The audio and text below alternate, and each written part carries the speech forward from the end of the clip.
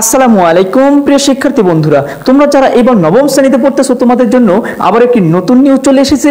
দেখো, এখানে শিরোনামে বলা হচ্ছে সৃজনশীলই হবে 2026 খ্রিস্টাব্দের মাধ্যমিক পরীক্ষা। অর্থাৎ তোমরা যারা 2026 সালে এসএসসি বা সমমান পরীক্ষা দিবে, তোমাদের মাধ্যমিক পরীক্ষা বা এসএসসি পরীক্ষা অনুষ্ঠিত হবে সৃজনশীল প্রশ্ন পদ্ধতিতে। তোমরা অনেকে আমাকে জিজ্ঞাসা করতেছিলে, ভাইয়া 2012 সালের কারিক্রমে ফেরত গেলেও 2012 সালের সম্পূর্ণ প্রশ্ন পদ্ধতি ফিরে আসবে কিনা বা প্রশ্ন পদ্ধতি কেমন ছিল এই ব্যাপারটা নিয়ে। তো তোমাদের আজকে একটি নিউজ প্রকাশিত হয়েছে। দেখো, এটা বলা হচ্ছে দৈনিক শিক্ষা.com ডেস্ক থেকে। এটি আসলে আজকের নিউজ। এখানে বলা হচ্ছে যে 2026 সালে এসএসসি পরীক্ষায় যারা অংশগ্রহণ করবে তাদের জন্য সৃজনশীল প্রশ্ন পদ্ধতি চালু থাকবে। শুধুমাত্র 2027 সাল থেকে যারা পরীক্ষা দিবে তাদের জন্য 2012 সালের কারিকুলামটা চালু হবে। দেখো, আমরা সম্পূর্ণ নিউজটি একটু পড়ি। তোমরা অবশ্যই এই নিউজটি সম্পূর্ণ দেখো, কারণ ভিতরে আরো অনেক তথ্য দেওয়া আছে, সেগুলো তোমরা কোনোভাবেই মিস করো না। যদি সম্পূর্ণটা জানতে চাও, ভিডিওটি সম্পূর্ণ করো। দেখো, বলা হচ্ছে সৃজনশীল পদ্ধতিতেই নেওয়া হবে 2026 খ্রিস্টাব্দের মাধ্যমিক ও সমমানের পরীক্ষা। 2012 খ্রিস্টাব্দের শিক্ষাক্রম অনুযায়ী সংক্ষিপ্ত সিলেবাসে এই পরীক্ষার আয়োজন হবে। পরীক্ষার সিলেবাস, প্রশ্ন কাঠামো সহ সংশ্লিষ্ট বিষয় শিগগিরই শিক্ষা প্রতিষ্ঠানগুলোতে পাঠিয়ে দেওয়া হবে। এর মধ্য দিয়ে 2026 খ্রিস্টাব্দের মাধ্যমিক পরীক্ষা নিয়ে যে ধোঁয়াশা তৈরি হয়েছিল তা নিরসন হলো। এর আগে আগামী নভেম্বর-ডিসেম্বরে স্কুলগুলোতে অনুষ্ঠিতব্য বার্ষিক পরীক্ষাগুলো হবে একই পদ্ধতিতে। অর্থাৎ তোমাদের কিন্তু সৃজনশীল পদ্ধতিতে বার্ষিক পরীক্ষা অনুষ্ঠিত হবে। তোমরা এখান থেকে বুঝে গেলে।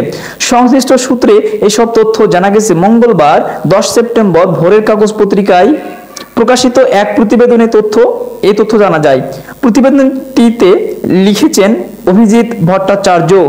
দেখো, বলা হচ্ছে প্রতিবেদনে আরো জানা যায় জাতীয় শিক্ষাক্রম 2022 এখানে 2022, ঠিক আছে, 2022 এর কথা অনুসারে এটা যে জাতীয় শিক্ষাক্রম 2022 এর সঙ্গে চলমান মূল্যায়ন পদ্ধতি নিয়ে শুরু থেকেই আলোচনা সমালোচনা ছিল।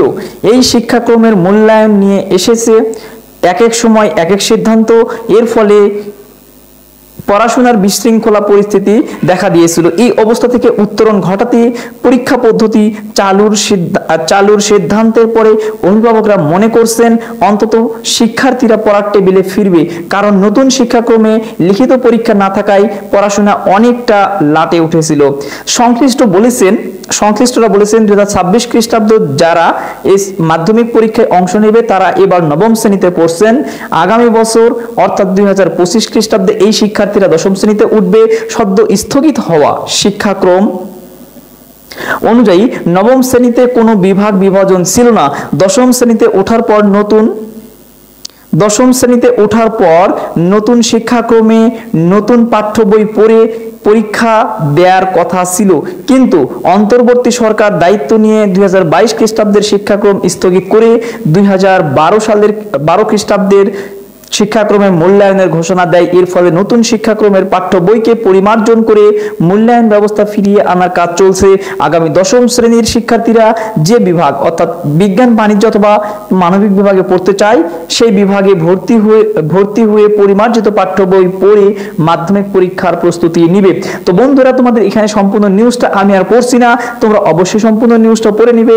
আমি তোমাদেরকে জাস্ট দেখিয়ে দিচ্ছি। তো তোমাদেরকে বলা হচ্ছে যে তোমাদের এই যে তোমাদের বার্ষিক পরীক্ষা এবং তোমাদের 2026 সালের এসএসসি বা সমমান পরীক্ষা, এগুলো কিন্তু হবে তোমাদের হচ্ছে এমসিকিউ এবং সৃজনশীল পদ্ধতিতে। অর্থাৎ সৃজনশীল পদ্ধতিতে 70 মার্কের হবে লিখিত প্রশ্ন অর্থাৎ সৃজনশীল, এবং তোমার হচ্ছে বাকি যে 30 মার্ক, এই 30 মার্ক হবে কি এমসিকিউ। এটা কিন্তু বলা হচ্ছে।